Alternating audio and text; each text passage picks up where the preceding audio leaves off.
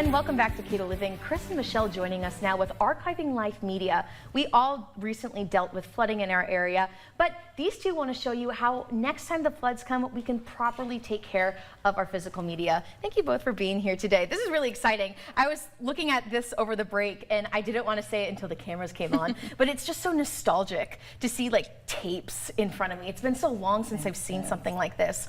But this isn't uncommon in a lot of homes, especially in southern Minnesota, right? When you have people who are dealing with their own physical media and damage related to floods, what do you see now? Or how do you like to help people? Well, essentially people just come to us and they show us what they have, and we just kind of lay out what steps are going to be taken to fix things, to make it right so that they can see their memories again. That's the most important thing. And it's so fascinating too, because as I was saying, like, this isn't uncommon for a lot of families, but it may kind of be. How do you guys, why did you start Archiving Life Media? Let's start there. Well, it's kind of an interesting story, but starting back in about 1998, I transferred my grandma's slides.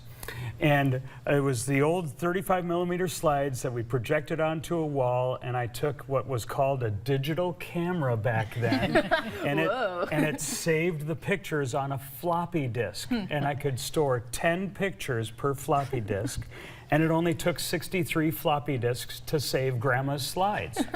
And so when I made a little slideshow and showed it at the family reunion, everybody was just, wow, that was so great to see her slides again, without having to pull out the projector where the bulb was broken. Right. And how does that feel, getting to see people's reactions to old memories? You know, so many people come in to us and they're just, they're scared. They're not quite sure how the process is or anything for saving their memories. And when we get all done and we present it to them and they get their memories back, they're just so overjoyed. I bet. Lots of tears of joy. Wow. Wow. And for people who keep their physical media at home, is there any tips that you would like to give our viewers who are watching now on how they can store their media to prevent like the flooding damage that we were talking about before?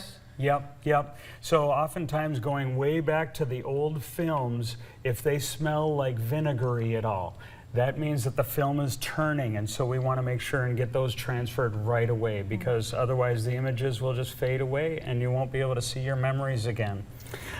Sometimes with the tapes,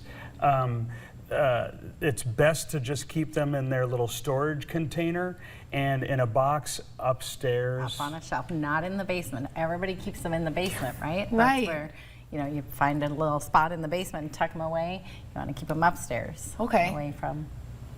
Okay, what about the smaller tapes? Is it the same thing too? Keep them up on the shelves, keep them away, like, out of the basement? Yeah. That's kind of the big thing to nail home, right? Especially like that's where all the water is going to go. It's going to go in the basement. And so many tapes come to us with mold damage if they've been in floods or if they've had lots of moisture in the basement, and that's why we want to save those tapes. What a cool career. Like, how did you stumble upon this career? It's so interesting. You know, I just had a passion for archiving memories and for, He's always had that passion, and it's been something that he wanted to do since his grandma's slides. And then in 2007, my sister lost her home to a fire in San Diego. And they were actually in Minnesota visiting, so they couldn't get anything out of their home.